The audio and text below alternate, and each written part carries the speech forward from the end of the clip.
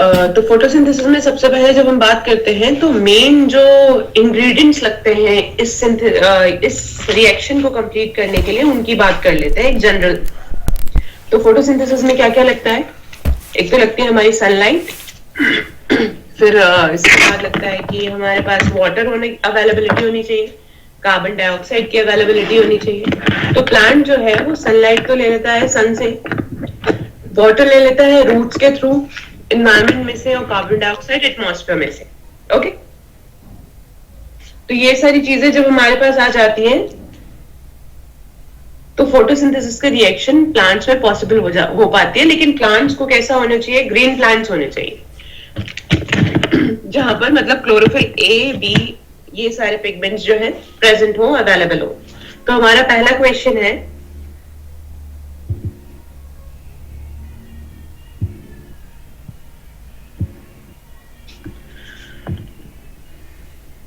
ये 4 मार्क्स वाला क्वेश्चन है।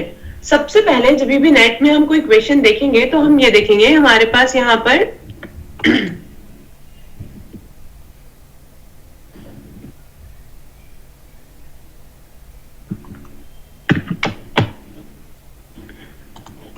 यहाँ पर क्या लिखा हुआ है। जैसे ये इंपॉर्टेंट होता है, जैसे यहाँ पर लिखा हुआ है which of the following combination is correct. ठीक है, किसी भी क्वेश्चन को रीड करते वक्त अगर हमने देख लिया कि क्वेश्चन हमसे पूछ क्या रहा है, क्योंकि यहाँ पे कंफ्यूजन होता है, कभी कभी हम क्या करते हैं जल्दी जल्दी में क्वेश्चन रीड करते हैं और रीड करने के बाद यही भूल जाते हैं कि क्वेश्चन हमसे करेक्ट वाला पार्ट पूछ रहा था या इनकरेक्ट वाला पार्ट पूछ रहा था। तो हमेशा से मार्क कर लेना है पेपर जैसे आता है कि भाई वो क्या पूछ रहा है, करेक्ट पूछ रहा है या इनकरेक्ट वाला पार्ट पूछ रहा है। ओके, तो इस क्वेश्चन में हमें करेक्ट कॉम्बिनेशन पूछा गया है। किस लिए? तो इन्होंने लिखा है given below are few statements regarding the light absorption by chlorophyll pigment in the green leaf. Option A है the absorption of a photon by a pigment molecule convert it from the lower state to an excited state। भाई बात सही है, जब भी किसी molecule जब भी एब्जॉर्प्शन होगा फोटोन का किसी भी पिगमेंट के थ्रू, वो उसकी लोअर स्टेट को मतलब जो एब्जॉर्प्शन हो जाएगा तो फिर वो उस मॉलिक्यूल को एक्साइटेड स्टेट में कन्वर्ट कर देगा। तो अगर करेक्ट कॉम्बिनेशन पूछ रहे हैं तो उसमें ए जो है वो ए पॉइंट आना चाहिए। नेक्स्ट है इंटरनल कन्वर्जन्स और relaxation of pigments convert higher excited states to the lower excited state with a concomitant loss of energy as heat. ये भी बात सही है कि भाई जो इंटरनल कन्वर्जन हो रहा है पिगमेंट का वो हायर एक्साइटेड स्टेट से अब धीरे धीरे, क्योंकि लाइट एनर्जी जो है मॉलिक्यूल में आ चुकी है, मॉलिक्यूल एक स्टेट से सेकेंड स्टेट में जाएगा तो वो क्या करेगा? एनर्जी को लूज करेगा, और जो एनर्जी का लॉस होगा वो किस फॉर्म में होगा? हीट एनर्जी के फॉर्म में होगा। तो सेकेंड स्टेटमेंट भी हमारा सही है। नेक्स्ट आया third statement, the light re-emitted from the lowest excited state of chlorophyll molecule is fluorescence. भाई फ्लोरेसेंस कब इमिट होता है? जब कोई भी मॉलिक्यूल अपनी लोएस्ट एक्साइटेड स्टेट में हो, स्पेशली क्लोरोफिल में। तो ये भी हमारा थर्ड स्टेटमेंट भी ठीक है। फोर्थ स्टेटमेंट क्या है? Red light absorption by chlorophyll molecule results into higher excitation state related to the blue light absorption. अब यहां पर हम देखेंगे, अगर ये स्टेटमेंट कहता है कि blue light absorption by chlorophyll molecule अगर यहां से स्टार्ट होता तो ये सेंटेंस भी, ये वाला ऑप्शन भी ठीक होता।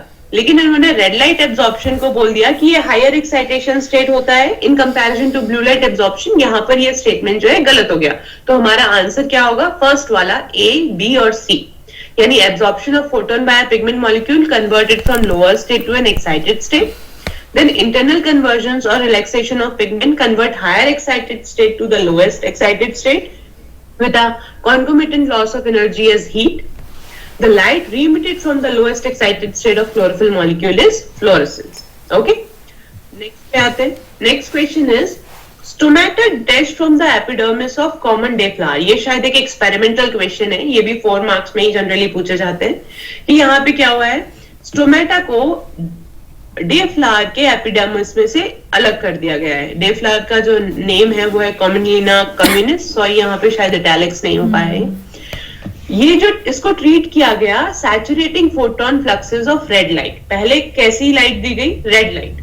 फिर 2 घंटे के बाद उसी स्टोमेटा को रेड लाइट का बैकग्राउंड चल रहा है, साथ साथ में उसको ब्लू लाइट भी प्रोवाइड करी गई। अब हमें इस क्वेश्चन में बताना है कि कौन सा स्टेटमेंट ट्रू है। Regarding to opening of stomatal apertures. Okay, तो अब हम यहाँ देखेंगे फर्स्ट स्टेटमेंट है the red light illumination will saturate stomata opening and blue light illumination will have no effect on it. Red light हमने last वाले में भी देखा था, ये दोनों इंटर रिलेटेड थोड़े से क्वेश्चंस लगे इसलिए मैंने आगे पीछे रखा. यहां पर भी जो हमारा गलत हुआ था स्टेटमेंट, वो गलत क्यों हुआ था? क्योंकि यहाँ पर रेड लाइट को इन्होंने हायर एक्साइटेशन बता दिया था, जबकि हायर एक्साइटेशन स्टेट किसकी होती है? रिलेटिवली ब्लू लाइट एब्जॉर्प्शन की होती है. तो यहाँ पे क्या कह रहा है ये फर्स्ट में, the red light illumination will saturate stomata opening and blue light illumination will have no effect on it. तो ऐसा नहीं होगा क्योंकि ब्लू लाइट का एक्साइटेशन रेड लाइट की कंपैरिजन में ज्यादा होता है, तो कुछ ना कुछ इफेक्ट तो होगा. Okay, so first statement is not true. Second statement, the red light illumination will not result in opening of stomata and they will open only upon perceiving blue light. नहीं भाई, ये भी गलत है. माना कि ब्लू लाइट का illumination ज्यादा होता है, लेकिन रेड लाइट का भी थोड़ा बहुत तो होता है, तो रेड लाइट में भी कुछ ना कुछ रिजल्ट तो आएगा ही. ठीक है, तो सेकेंड स्टेटमेंट भी हमारा क्या हो जाएगा? यहाँ पे अनट्रू हो जाएगा. Coming to third statement, the blue light illumination will increase the level of stomata opening above the saturation level of stomata opening by red light illumination. अब ये जो ब्लू लाइट इल्यूमिनेशन है वो बोल रहा है कि जो रेड लाइट की वजह से स्टोमेटा ओपनिंग हुई होगी, ब्लू लाइट इल्यूमिनेशन जब होगा तो वो उसको इंक्रीज कर देगा. हाँ, ये बात सही है क्योंकि रेड लाइट की वजह से कुछ ना कुछ इल्यूमिनेशन तो हुआ होगा, स्टोमेटा की ओपनिंग हुई होगी, और जब ब्लू लाइट पड़ेगी उस स्टोमेटा के ऊपर तो वो अपनी जिसका सैचुरेशन लेवल है उससे थोड़ा और ज्यादा ओपन हो गया होगा. तो ये स्टेटमेंट थर्ड मुझे ठीक लग रहा है. इसके बाद फोर्थ चेक करते हैं.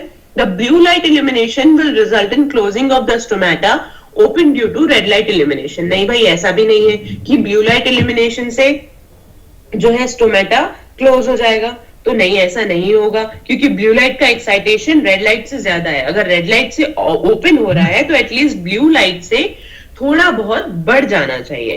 तो हमारा यहाँ पे आंसर क्या होगा? थर्ड स्टेटमेंट, जो कि है the blue light illumination will increase the level of stomata opening above the saturation level of stomata opening by red light illumination. Okay, अब यहाँ पर जब स्टोमेटा को डिटैच कर दिया जाता है एपिडर्मिस से, तो कुछ और चीजें भी है. अगर यहाँ पर वो स्टोमेटा बता देगा कि ऐसी जगह से लिया है जैसे कि एल्बिनो एरियाज ऑफ लीफ लेते हैं, तब ऐसे वाले जो स्टोमेटा हैं वो रेड लाइट को रिस्पॉन्ड नहीं करते. अगर एल्बिनो रीजन से उस एपिडर्मिस को उठाया होता तो रेड लाइट में कोई भी वो एक्टिविटी नहीं दिखाता. तो उस केस में कौन सा वाला ऑप्शन सही हो जाता? सेकंड वाला ऑप्शन सही हो जाता. ओके, समझ में आ रहा है सबको? Yes ma'am. मैम बस एक क्वेश्चन पूछना है. बताइए मैम, जो आपने ये एल्बिनो रीजन बोला ना, ये कहाँ पे प्रेजेंट होता है? मतलब इनके बारे में थोड़ा और बता दीजिए. एल्बिनो का मतलब होता है जहां पर कोई पिगमेंट प्रेजेंट ना हो. एल्बिनो मतलब व्हाइट. ओके, तो अगर ऐसा हम जो ग्रीन अगर सरफेस से एपिडर्मिस उठा रहे हैं, उन्होंने जैसे साफ साफ क्वेश्चन में बोल दिया है कि stomata detached from the epidermis of a common day flower, तो यहाँ पर उन्होंने लीफ से जनरली लिया होगा. स्टोमेटा प्लांट्स में लीफ के अलावा भी प्रेजेंट रहते हैं. तो अगर कहीं ऐसे एरिया से लिया होता जहां पर क्लोरोफिल वाला रीजन नहीं होता या व्हाइट वाला एरिया होता, सिंपल एपिडर्मिस होती किसी जगह की, तो उस वाले एरिया में जो रेड लाइट का इल्यूमिनेशन है वो काम नहीं करता क्योंकि वो वहां पर क्लोरोफिल है ही नहीं. तो क्लोरोफिल इल्यूमिनेशन पे कोई एक्टिविटी दिखाएगा ही नहीं. तो मैम, अगर उसमें हम ब्लू लाइट का इफेक्ट करें, लाइक जो एल्बिनो रीजन है, तो वो खुलेगा स्टोमेटा? ब्लू लाइट में देखते तो वो स्टोमेटा लेवल की ओपनिंग को स्टार्ट कर देता, स्टोमेटा को ओपन कर देता. ओके. और जो आइसोलेटेड एपिडर्मिस होती है, एक जनरल बता रही हूँ, वो मोर सेंसिटिव होती है लाइट को और कार्बन डाइऑक्साइड को, क्योंकि वो मीजोफिल लीफ के क्लोज कांटेक्ट में होती. Okay, next question. क्वेश्चन है, during glycolysis in plants alanine and related amino acids are directly produced from which one of the following precursors? तो इसके लिए यहाँ पर एक साइकिल देख लेते हैं. इस साइकिल में देखिए, ग्लूकोज मतलब जो ग्लाइकोलिसिस चल रही है उसमें ग्लूकोज से पैप बन रहा है फॉस्फोइनोल पायरुवेट, और ये फॉस्फोइनोल पायरुवेट से पायरुवेट बन रहा है।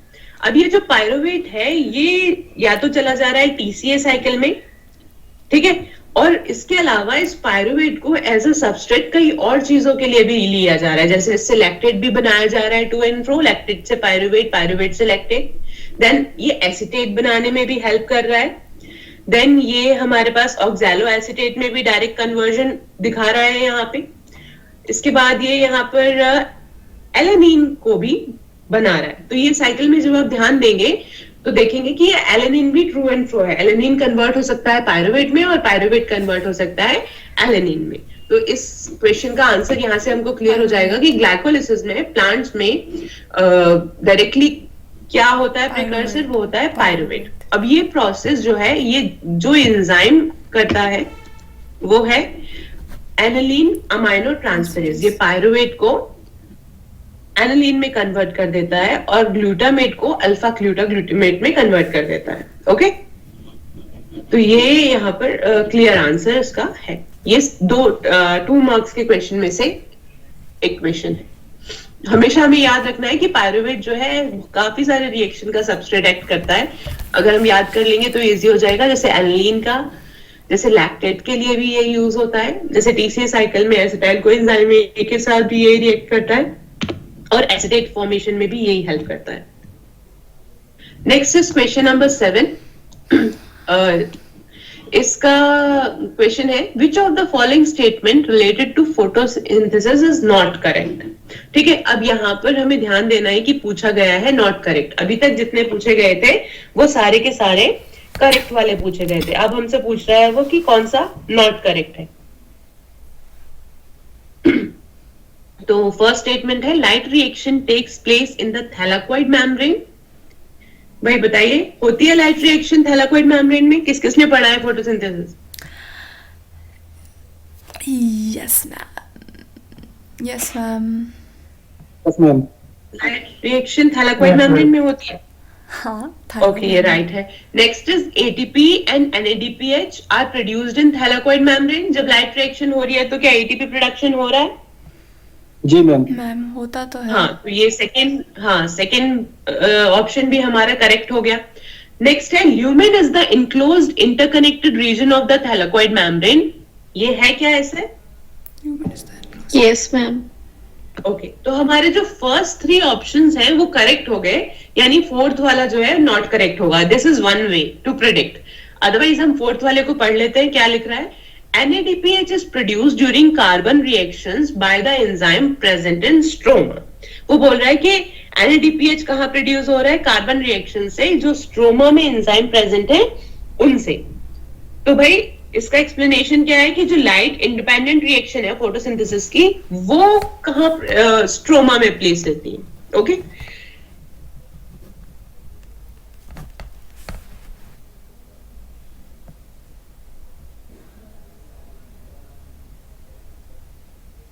जो लाइट इंडिपेंडेंट रिएक्शन है वो स्ट्रोमा में होती है। तो यहाँ पर NADPH प्रोड्यूस नहीं होता।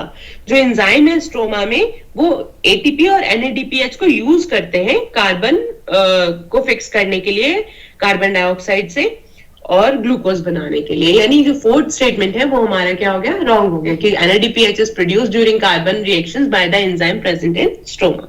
ओके, क्लियर है?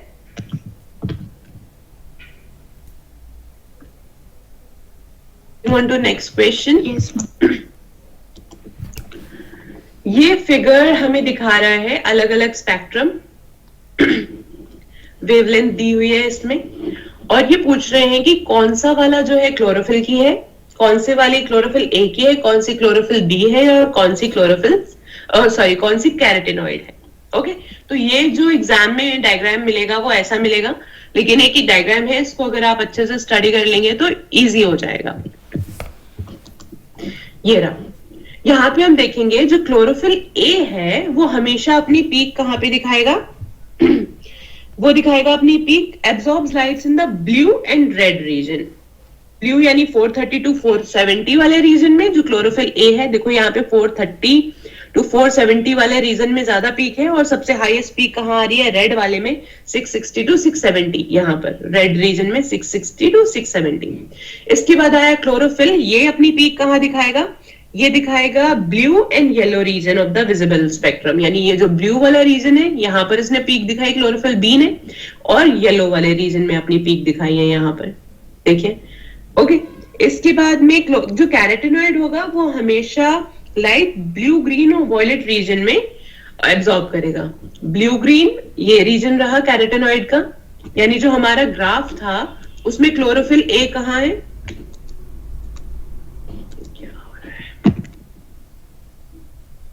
हमारा ग्राफ ओरिजिनल दिया हुआ था, इसमें क्लोरोफिल ए कौन सा है, क्लोरोफिल ए है ये वाला, B I think something is wrong, ये वाला क्लोरोफिल ए ये रहा, ए वाला क्लोरोफिल ए है, जो ये बी से मार्क्ड है वो क्लोरोफिल बी है, और जो कैरोटीनॉइड है वो सी है। ये जो ये वाला ग्राफ दिख रहा है ये कैरोटीनॉइड है, ये सी है। ओके, तो इससे अगर मैच करें तो A is chlorophyll A, B is chlorophyll B, और सी इज कैरोटीनॉइड, यानी फर्स्ट वाला जो हमारा ऑप्शन है वो करेक्ट है। अच्छा, ये दो और जो मार्क्ड है इसमें इनको देख लेते हैं, ये क्या है, तो ये है हमारे ख्याल ये एक फाइकोसाइनिन है और एक फाइकोइरिथ्रिन है। ओके, अब अगर नेक्स्ट टाइम क्वेश्चन आएगा तो शायद वो फाइकोसाइनिन और फाइकोइरिथ्रिन का भी विजिबल स्पेक्ट्रम पूछ ले, तो ये याद रखना। ओके, फाइकोसाइनिन और फाइकोइरिथ्रिन, फाइकोइरिथ्रिन का कहां से कहां तक है, 430 से लेके मुझे लग रहा है 610 620 तक जो है फाइकोइरिथ्रिन का है, सारा ये शो कर रहा है। इसके बाद फाइकोसाइनिन का कहां से 450 के आसपास से लेकर के 670 680 तक फाइकोसाइनिन का ये शो कर रहा है। Okay, chlorophyll A, chlorophyll B और कैरोटीनॉइड जो है उनका हमने अभी ऑलरेडी डिस्कस कर लिया। नेक्स्ट क्वेश्चन है, in which of the following organelle does glycine decarboxylase complex and serine hydroxy methyl transferase convert 2 molecule of glycine into 1 molecule of serine during photorespiration? photorespiration यानी कौन सी साइकिल की बात हो रही है यहाँ पे, कौन बताएगा? C2 cycle. ओके, तो C2 साइकिल कितने ऑर्गेनल्स में रन करती है? 3 में होती है मैम। कौन कौन से?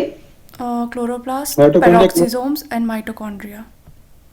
ओके, तो यहाँ पर जो डायग्राम बना हुआ है ऑलरेडी, माइटोकॉन्ड्रिया, क्लोरोप्लास्ट और पेरोक्सिसोम में, तो हम यहाँ देखेंगे जो ग्लाइसिन है डीकार्बोक्सिलेज, जो ग्लाइसिन है वो कहाँ आ रहा है, पेरोक्सिसोम से माइटोकॉन्ड्रिया में आ रहा है, और माइटोकॉन्ड्रिया में आने के बाद ये सीरीन में कन्वर्ट हो जा रहा है। जब ये कन्वर्जन कर रहा है तो यहाँ पर एक अमोनिया और कार्बन डाइऑक्साइड भी रिलीज हो रही है। ओके, और ये सीरीन फिर कहाँ चली जा रही है, पेरोक्सिसोम में। तो इस क्वेश्चन में पूछ रहा है कौन से ऑर्गेनल में ग्लाइसिन डीकार्बोक्सिलेज कॉम्प्लेक्स और serine hydroxy methyl transferase convert करता है 2 molecules of glycine into 1 molecule of serine। तो यहाँ पर हम देख सकते हैं सामने ही 2 molecule of glycine को 1 molecule of serine में कन्वर्जन किया जा रहा है using glycine decarboxylase complex and serine hydroxymethyl transferase। और यहाँ पे साथ साथ में एक NADH में कन्वर्ट हो रहा है, एक अमोनिया रिलीज हो रही है और एक कार्बन डाइऑक्साइड मॉलिक्यूल रिलीज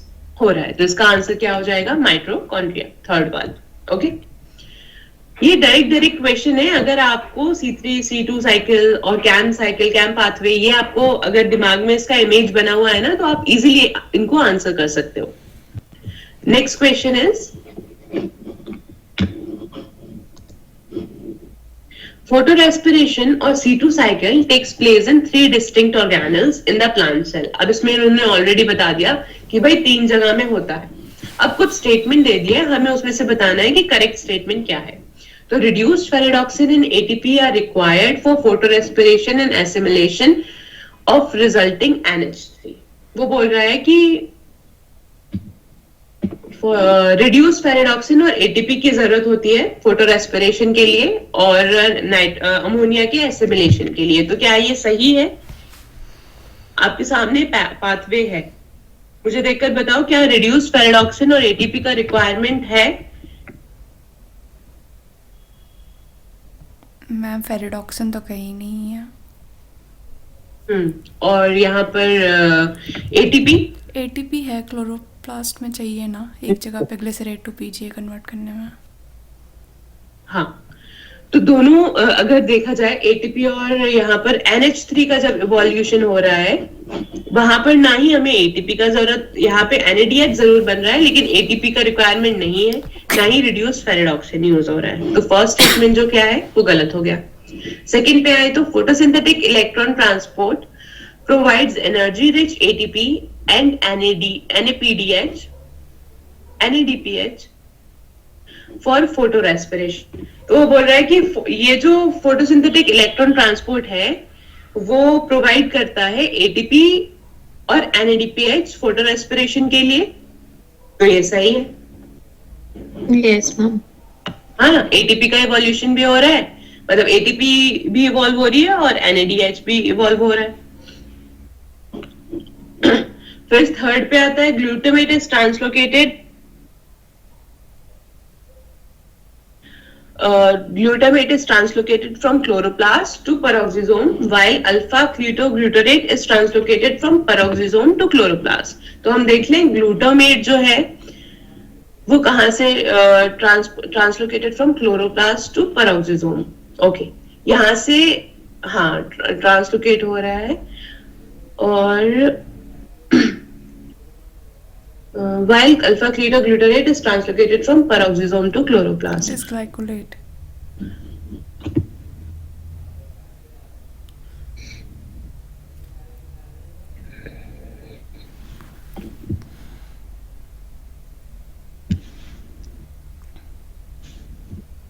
तो ये सही है क्योंकि यहाँ पर क्या हो रहा है, क्लोरोप्लास्ट से जब हम आ रहे हैं तो ग्लाइकोलेट यहाँ पर जो एंजाइम, इसमें शायद एंजाइम मार्क नहीं है, तो यहाँ पे जो एंजाइम है वो यूज हो रहा है, वो क्या है, glutamate is translocated from chloroplast to peroxisome. देखो हम यहाँ पे ग्लूटामेट को हो रहा है transfer, while alpha ketoglutarate is translocated from peroxisome to chloroplast। तो जब ये साइकिल वन वे में चल रही है, यानी क्लोरोप्लास्ट से पेरोक्सिसोम की तरफ चल रही है, तब यहाँ से क्या ट्रांसलोकेट हो रहा है पेरोक्सिसोम में, वो हो रहा है ग्लूटामेट। और जब ये वापस जा रही है माइटोकॉन्ड्रिया से सीरीन बनके, तो यहाँ पर अल्फा कीटोग्लूटारेट जो है वो ट्रांसलोकेटेड हो रहा है पेरोक्सिसोम टू क्लोरोप्लास्ट। ये जनरली सही स्टेटमेंट है, एक्चुअली इस डायग्राम में विजिबल नहीं हो पा रही है बात।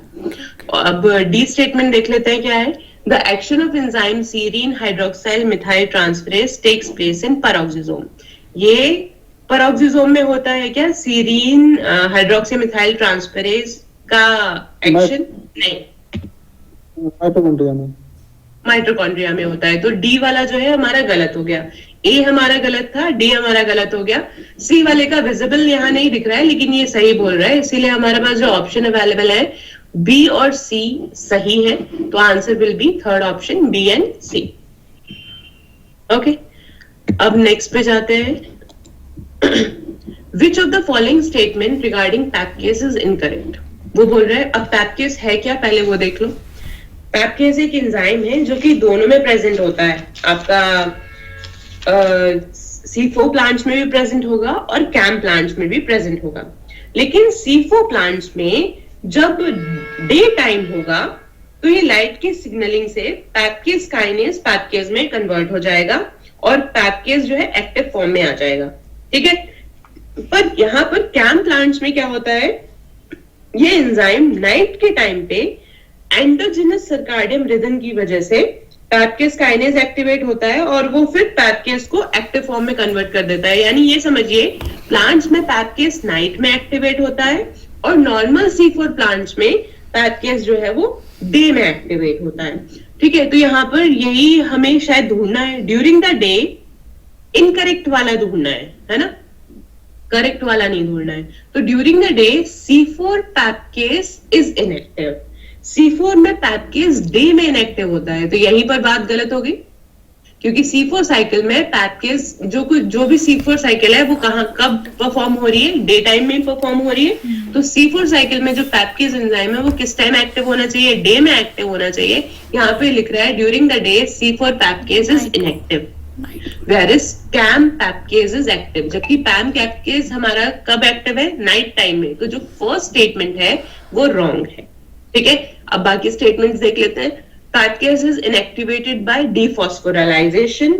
हाँ भाई, पैपकेस पे अगर फॉस्फोराइलेशन और पैपकेस पे अगर फॉस्फोराइलेशन कर देंगे तो वो एक्टिव हो जाएगी, अगर उसका फॉस्फेट हटा देंगे तो वो इनएक्टिवेट हो जाएगी। ओके, अगर पैपकेस पे फॉस्फेट लगा हुआ है तो वो एक्टिवेटेड है, अगर पैपकेस का फॉस्फेट हट गया यानी उसको डीफॉस्फोराइलाइज कर दिया तो वो इनएक्टिवेटेड हो जाएगी। Next is PEPcase kinase phosphorylates PEPcase. PEPcase kinase phosphorylate PEPcase, हाँ भाई, जो पैपकेस काइनेज एंजाइम है यही फॉस्फोरस लगाता है पैपकेस के ऊपर उसको एक्टिव करने के लिए, ये भी सही है। इसके बाद the synthesis of PEPcase kinase is modulated by circadian rhythm in CAM leaves. ये भी हमने बात की अभी कि कैम में क्या होगा, नाइट टाइम में एंडोजेनस सर्काडियन रिदम होगी जिसकी वजह से पैपकेस काइनेज जो है एक्टिव हो जाएगा और वो किसके फॉस्फोराइलेशन करवा देगा पैपकेस के ऊपर, जिसकी वजह से ये एक्टिव हो जाएगा। तो सेकंड, थर्ड एंड फोर्थ तो करेक्ट है, फर्स्ट वाला जो पॉइंट है यहाँ पर वो गलत है। तो ये हमारा कैम साइकिल के ऊपर एक डायरेक्ट क्वेश्चन था। Coming to next question, the following are certain statement regarding PS second electron carrier during the light reaction of photosynthesis. क्या क्या क्वेश्चन है भाई, पीएस सेकंड के लिए क्या क्या स्टेटमेंट दिए हुए हैं। The first electron release from reaction centre 680 is transferred to QA to produce a plastosemiquinone। वो बोल रहे हैं कि सबसे, हाँ, QA को उसने द फर्स्ट इलेक्ट्रॉन ट्रांसफर कर दिए हैं, the first electron release from the reaction is transfer to QA to produce a plastosemiquinone. Plastosemiquinone को बनाने के लिए फर्स्ट इलेक्ट्रॉन ट्रांसफर किए। नहीं भाई, फर्स्ट इलेक्ट्रॉन ट्रांसफर नहीं किए, पहले थियोफाइटिन को किए फिर QA के पास गए। तो पहला जो हमारा स्टेटमेंट है वो क्या हो गया, गलत हो गया। Next is QA is the mobile plastoquinone. QA mobile plastoquinone नहीं है, अगर मोबाइल होता तो QB की जरूरत ही नहीं होती प्लास्टोक्विनोन पूल की, ये डायरेक्टली ट्रांसफर कर देता जाके P700 को या प्लास्टोसाइनिन को। तो ये मोबाइल प्लास्टोक्विनोन नहीं है, तो ये भी स्टेटमेंट गलत है। थर्ड है the first electron transferred from QA to QB converts QB into plastosemiquinone। वो बोल रहा है QA से QB में जब वो ट्रांसफर हुआ फर्स्ट इलेक्ट्रॉन तो वो QB को प्लास्टोसेमिक्विनोन में कन्वर्ट कर देगा, नहीं, प्लास्टोसेमिक्विनोन में कन्वर्ट नहीं कर रहा है और फर्स्ट इलेक्ट्रॉन ट्रांसफर हो ही नहीं रहा है, पहले थियोफाइटिन के पास इलेक्ट्रॉन्स जा रहे हैं। तो ये स्टेटमेंट नहीं, sorry, the first electron transfer from QA to QB converts QB into plastosemiquinone. हाँ, सही बात है। ये जो QA और QB है, जब यहाँ पर इलेक्ट्रॉन ट्रांसफर हो रहा है तो कुछ स्पेशल क्विनोन्स बन रहे हैं यानी प्लास्टोसेमिक्विनोन बन रहे हैं, इसलिए ये वाला स्टेटमेंट जो है वो सही हो जाएगा। ओके, फोर्थ वाले पे आते हैं। QB is tightly bound to the complex and is not mobile। QB जो है वो टाइटली बाउंड है कॉम्प्लेक्स के साथ और मोबाइल नहीं है, तो भाई ये गलत है। QB जो है वो मोबाइल है, टाइटली बाउंड नहीं है, तभी एक प्लास्टोक्विनोन पूल में मूव कर पा रहा है। ओके, तो यहाँ पर हमने देखा फर्स्ट वाले में the first electron release from the reaction center P680 is transfer to QA। नहीं भाई, फर्स्ट इलेक्ट्रॉन ट्रांसफर नहीं होता, वो थियोफाइटिन को होता है फिर QA को होता है। दूसरा हमने देखा QA is the mobile plastoquinone. नहीं, मोबाइल नहीं होता है, स्टैटिक है, अपनी जगह पर ही है। थर्ड हमारा सही है क्योंकि QA से जब QB में ट्रांसफर हो रहा है इलेक्ट्रॉन का तो वो प्लास्टोसेमिक्विनोन बना रहे हैं, कुछ स्पेशल क्विनोन्स बना रहे हैं। ओके, क्वेश्चन थर्ड वाला है QB is tightly bound to the complex and is not mobile। नहीं भाई, QB is a mobile plastoquinone, तो ये टाइटली बाउंड नहीं होता है। तो हमारा करेक्ट स्टेटमेंट क्या है, AB, BD, A only, C only। तो हमारा जो करेक्ट स्टेटमेंट है वो C only है, यानी फोर्थ वाला। ओके, इसके बाद है next, which one of the following is the strongest oxidizing agent produced during photosynthesis। क्या गैस है आप लोगों की, कौन सा होना चाहिए इसका आंसर और रीजन क्या होना चाहिए?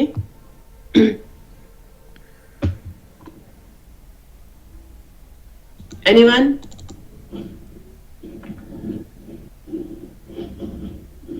मैम मेरे हिसाब से फेरिडॉक्सिन होना चाहिए। पेरिडॉक्सिन, क्यों, रीजन? क्योंकि मैम वो सबसे लास्ट में प्रेजेंट है, मतलब अगर रिडक्शन पोटेंशियल के हिसाब से देखें तो, और वही है जो NAD+ को NADPH में कन्वर्ट करा, ऑक्सीडाइजिंग एजेंट। वो अगर use आप कर यहाँ रहा है पे किसी रिएक्शन में देखो तो एक बहुत इंपॉर्टेंट इवेंट हो रहा है। उस इवेंट में क्या हो रहा है, वाटर का हाइड्रोलिसिस हो रहा है, ठीक है। और वो वाटर का हाइड्रोलिसिस कौन सा फोटो सिस्टम कर रहा है? PS2। हाँ, PS2 यानी P680, है ना। तो जहां पे वाटर का ये आपका हाइड्रोलिसिस हो रहा है, इस वाली जो रिएक्शन में हाईएस्ट रेडॉक्स पोटेंशियल जो है इसका है 1.3 वोल्ट के आसपास का एस्टिमेट किया जाता है कि जब वाटर को हाइड्रोलाइज किया जाता है। तो ये जो फोटो सिस्टम सेकेंड है, ये एक फैक्ट के तौर पे नोट कर लो या थोड़ा सा याद कर लो, ये biological strongest biological oxidising agent है। ओके, तो यहाँ पर जितने भी हमको दिए हुए हैं NADPH, P680, पैराडॉक्सिन, P700, इनमें से सबसे ज्यादा ऑक्सीडाइजिंग पोटेंशियल वाला एजेंट कौन सा है? P680 है, क्योंकि यहाँ पे ये क्या कर रहा है, वाटर का फोटोलिसिस करा रहा है, उसमें से हमें इलेक्ट्रॉन लाके दे रहा है। ओके, ओके साक्षी?